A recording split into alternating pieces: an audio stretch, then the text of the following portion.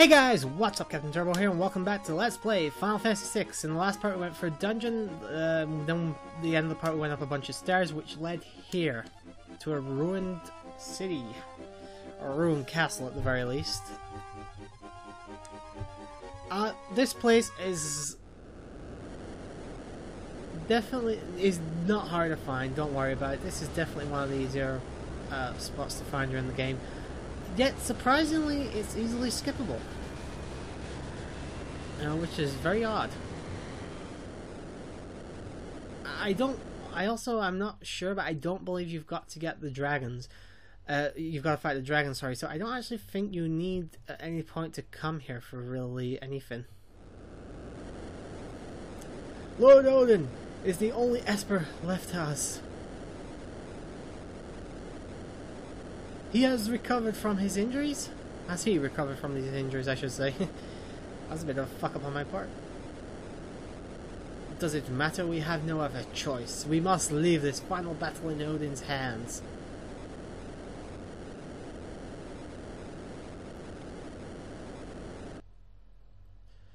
So yeah, a very long time ago, a battle happened here. A city destroyed on the War of the Magi.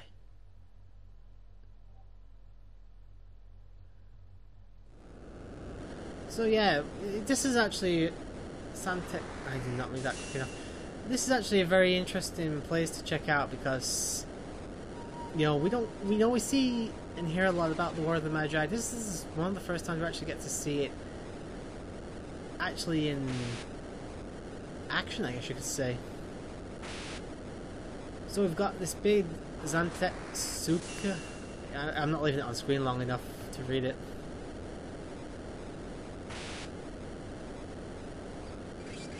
And the ghost turns the Esper to stone.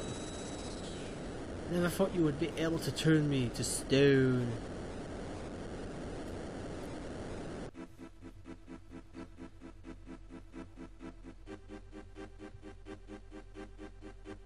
A legend that tells of an ancient battle between the Espers, Odin and a powerful mage. It took place in the great hall of a castle.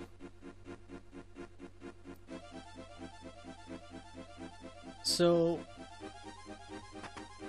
this castle was under the water, and we got the Punisher there.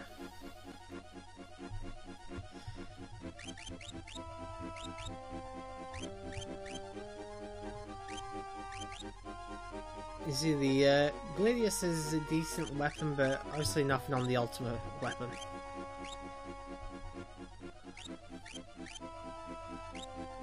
So yeah, we're gonna go way down the list just to see what the Punisher actually is. It's actually a magical rod. The Punisher sounds like some kind of sword or an axe or something like that. Not a fucking staff. And here, another chest, a monster in a box. Monster in the box, samurai sword.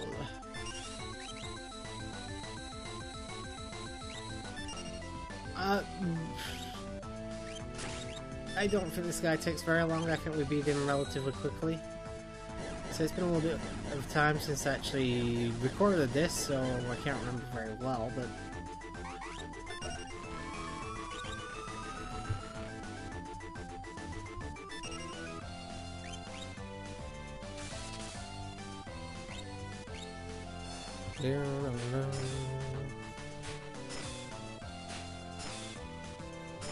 unfortunately, it looks like it's doing a lot, but you're actually not doing much more than about 3,000 damage. You're not doing much more, sorry, about 2,500 damage with Scion there. So, it's really not worth it in the end, in my opinion. Especially with all the time it takes to get going.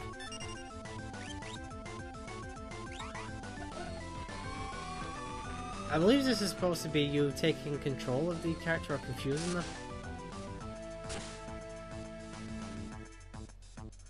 Use Raging Fist because I haven't used it in a while.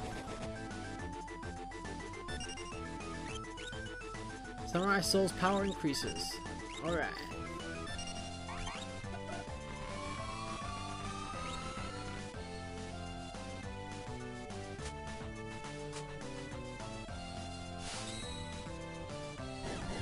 Not a whole lot to say here. I mean, I'm pretty much just doing the same thing you've seen me do plenty of times before. Which is actually one of the reasons I'm very grateful that I actually cut out a lot of random battles. I cut out random battles, and I also have Mog. But yeah, Samurai Soul is now dead. I guess if you can kill a soul, I'm not sure about that.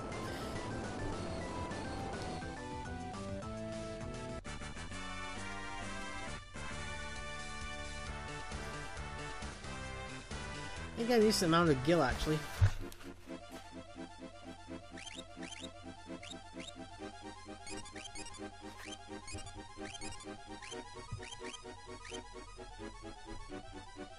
Alright, what we got to do now? We're heading through the main doors is what we're doing.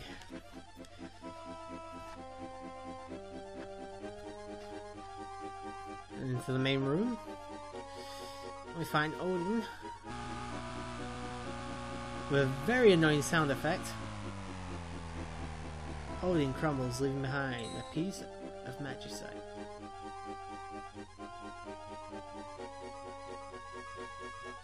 Alright, this place has a bit of a tricky little thing you need to do. Alright, first thing is go over here.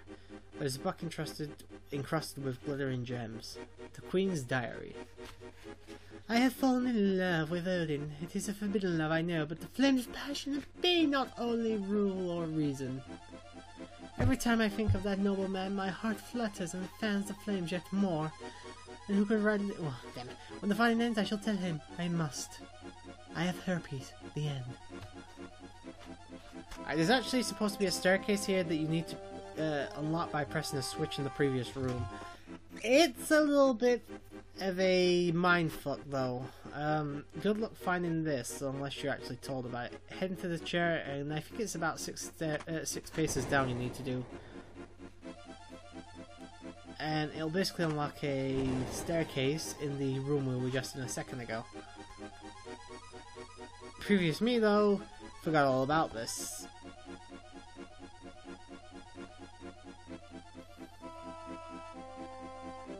Couple of chests here. Obtain the gold hairpin and blizzard orb.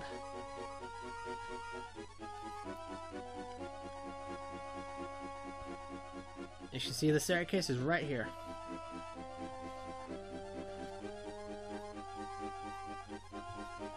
And there's Spyro and a stone maiden.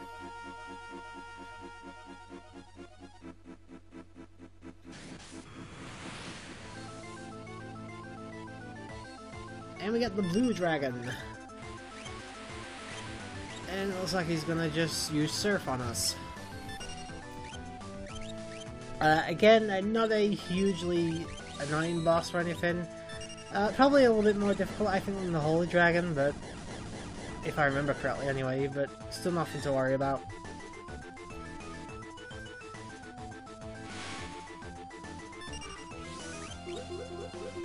Yeah, using the water-based Esper on this guy is probably not going to work. Yeah, he's healed. At least a little bit, anyway.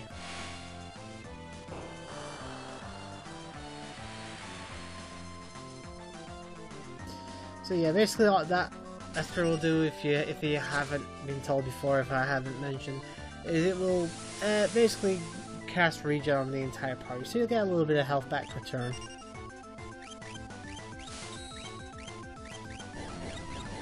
Yeah, this is basically just going to be me using Phantom Rush and occasionally Celeste's gonna jump in with a attack herself.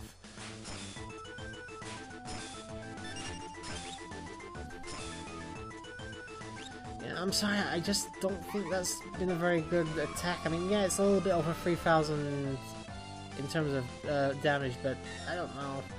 For the time it takes to power up that move, I don't think it's worth it. Dragon versus Dragon. That did actually a decent chunk of damage as well, which is surprising.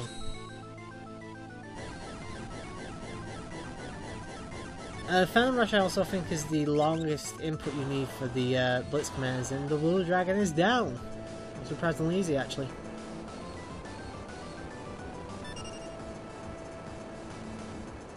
Alright then. I will say so. The last two dragons are not hard, but the way I did it, I made it really, really difficult. But you'll see that when we get to Kefka's Tower.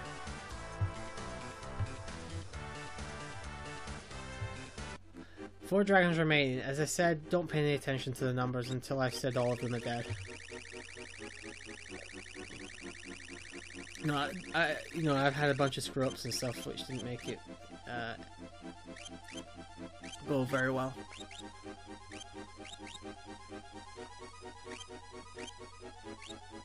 Yep, may randomly dispatch enemies in one hit. Definitely worth equipping that to Scion. Alright, now that the dragon is taken care of, it's time to go see the maiden.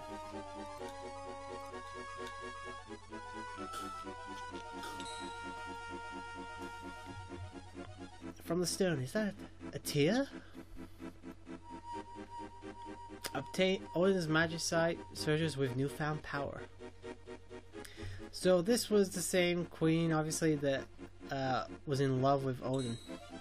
And by coming to her, Odin evolves, I guess, into Raiden.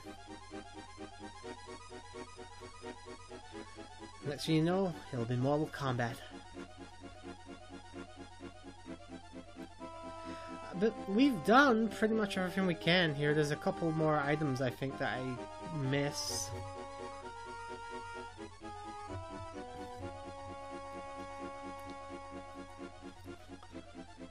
Yeah, as I said, I'm pretty sure I missed one or two chests somewhere in here, but overall we've done pretty much everything we can do here. It's a very short dungeon, there's very little to actually do, but I think it shows a nice little scene of the actual Magi War that we, or the Magi War or whatever, that we are told a lot about, but we never actually see much of.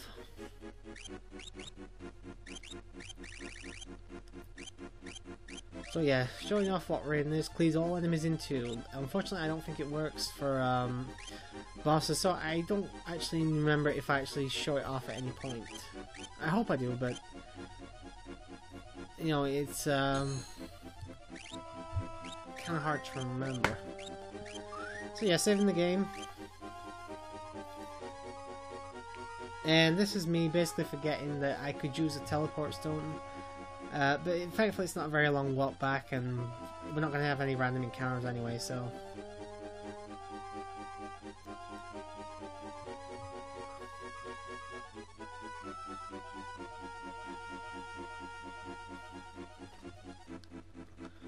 But anyway, now that that's finished, we can actually carry on with getting Figaro Castle to the other side of the ocean.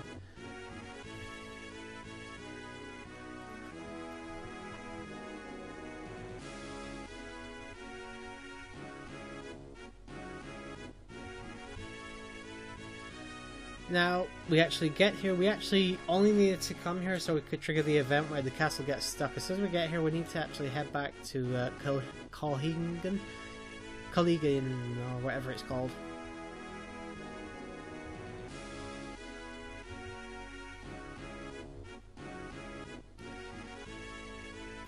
Ugh! He makes me move the castle one way, then he wants it the other. I wish this fucker would just make his mind up already.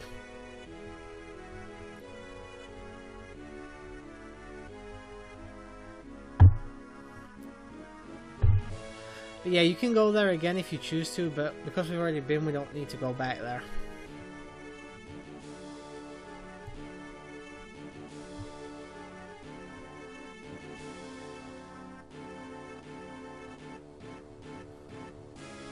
Anyway, we're back in Killingen. I call it Killingen, I don't know if that's actually correct, but that's how I pronounce it.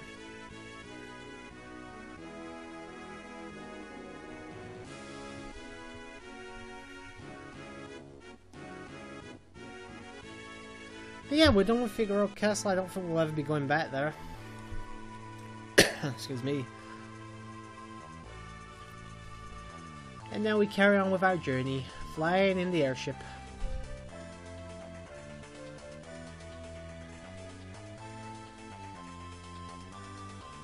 And we're heading back onto this little island now. This was actually a mistake on my part.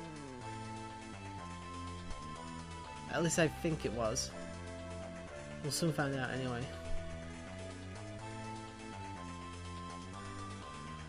So yeah, I'm basically going to be changing. I think by the looks of things, I'm going to be changing up the party here.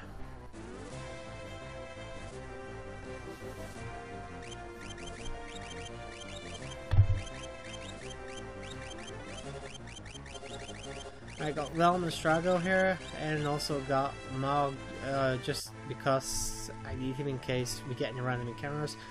I remember what we're doing now. We're going to speak to some of the old guy that we spoke to earlier when we first went to the town of Famasa.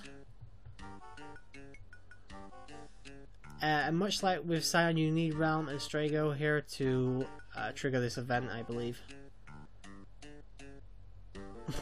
I must be the only one getting old. Oh, Strago, you are not the only one. You are not getting old, believe me. I know what happens later on in the game.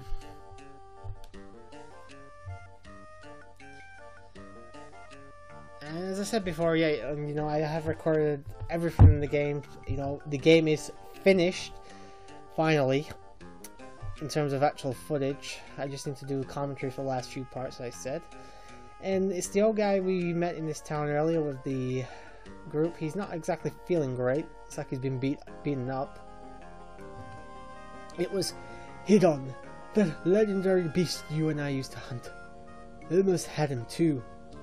Hidon! Why did I say Hidon that way? Very fucking weird. You know what, doesn't Strago look a little bit like Master Roshi? From the Dragon Ball franchise? Except he's not really perverted, he's just a bit,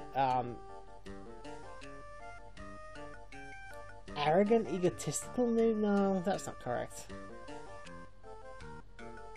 Prideful? I'm not sure what word I'm looking for, really. No, I was surprised to learn that Realm was actually 10 years old when I first played it, because I also thought she was about 4 or 5. You know, just the way she acts, you know, very energetic and very... You know, because at 10 years old I wasn't exactly as happy-go-lucky as this, so I don't know, I expected her to be a lot younger than she actually was.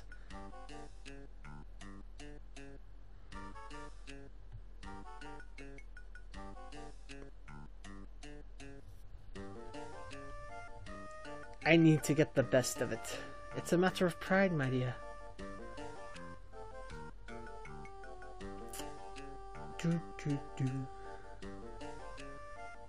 Well, at least she tells it how it is. You know, we don't actually hear what ever happened to Realm's parents. You know, we know she lives with her grandfather, and I assume they're blood related anyway.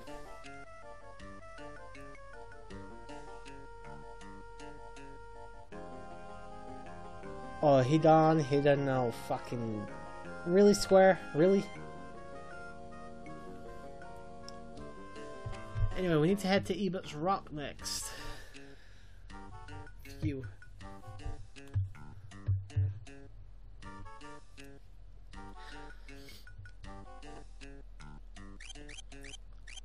I'm gonna start equipping a few things here. Equip Realm with, what do we equip her with? The magical brush, I believe. Do we? Yep, we do. Alright, and give the ice shield, tiara, and the Behemoth suit, I think.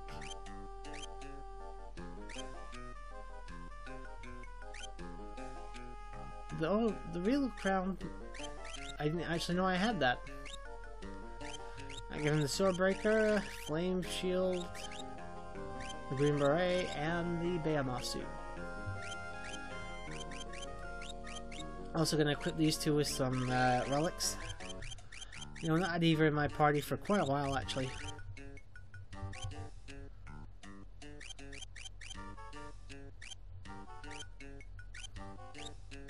Got the ribbon.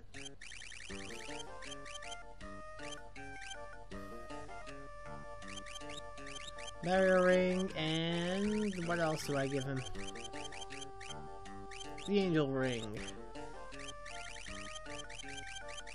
Yeah, I switched the barrier ring out for the reflect ring. Got that mixed up. As you can see, I haven't used Realm in a while because she's like level 35. I think this will be since the last time in the cave when you have to use her. I think this is the first time I'm using her. Strago, I think I've used it once or twice, I think. No, I remember when it was during a trip to the, the Fanatics Tower. I ended up using Strago one of the times, but it didn't work out great.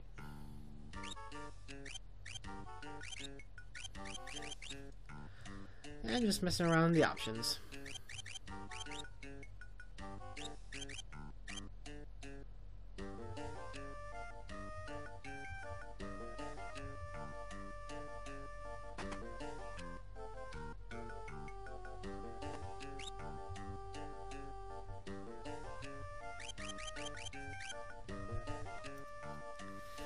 And the diamond vest will be pretty good for most of the party right now, but yeah, there's a couple that's already surpassed it. The Da Vinci brush, gravity rod, holy rod, viper darts, golden spear, man eater, shuriken, and a Fuma shuriken.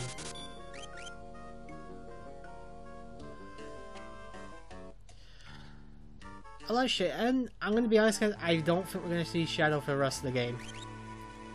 I definitely didn't have him for Kefka's Tower. I looked all over for him, couldn't find him, and I don't think we're gonna see him anywhere between then and now.